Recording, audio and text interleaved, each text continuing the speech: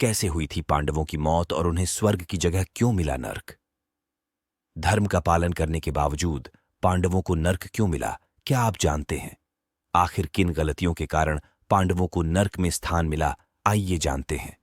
महाभारत युद्ध में एक तरफ जहां धर्म का पालन करने वाले पांडव थे, तो वहीं दूसरी ओर अधर्म की राह पर चलने वाला दुर्योधन खड़ीहा था।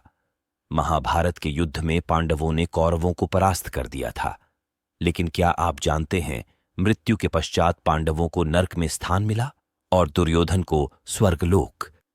पांडवों में सिर्फ युधिष्ठिर ही थे जिन्हें स्वर्ग प्राप्त हुआ था। आइए जानते हैं आखिर पांडवों को कौन सी गलती की वजह से उन्हें नर्क मिला। द्रौपदी सहित स्वर्गलोक की यात्रा पर निकले पांडव। महाभारत युद्ध के बाद युधिष्ठिर हस्तिनापुर के राजा बने। 36 साल तक पांडवों ने राजपाट संभाला, लेकिन यदुवंशियों के नाश और श्री कृष्ण की मृत्यु की बात जानकर द्रौपदी सहित पांडवों ने सहशरीर स्वर्ग की यात्रा पर जाने का निर्णय लिया। युधिष्ठिर ने सारा राजपाट अपने प्रपौत्र परीक्षित को सौंप दिया और निकल पडिडीहे स्वर्गलोक की यात्रा पर। एक एक कर रास्ते में गिरकर हुई पांडवों की मृत्यु।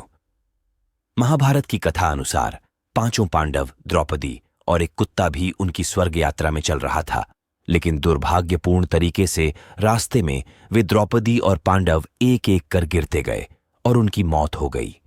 ग्रंथ के अनुसार सबसे पहले द्रौपदी की मौत हुई, क्योंकि वह अपने अन्य पतियों की तुलना में अर्जुन को अधिक प्यार करती थीं। इन कारणों से पांडवों को मिला नर्क। थोड़ी देर बाद सहदेव भी गिर पड़े।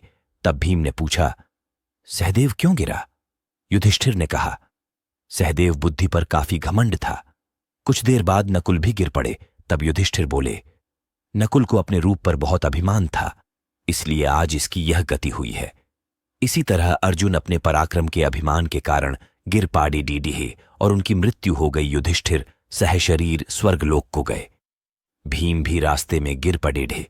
भीम ने गिरते वक्त युधिष्ठिर से इसका कारण पूछा, तो उन्होंने बताया कि तुम खाते बहुत थे और अपने बल का झूठा प्रदर्शन करते थे, इसलिए आज तुम्हारी ऐसी गति हुई।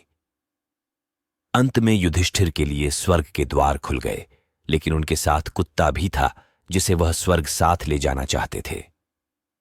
इंद्र इसके लिए राजी नहीं हुए, वहीं युधिष्ठिर भी अपनी बात पर अड़े रहे। आखिर में कुत्ते के रूप में यमराज अपने वास्तविक रूप में प्रकट हो गए। फिर युधिष्ठिर सहशरीर स्वर्ग चले गए।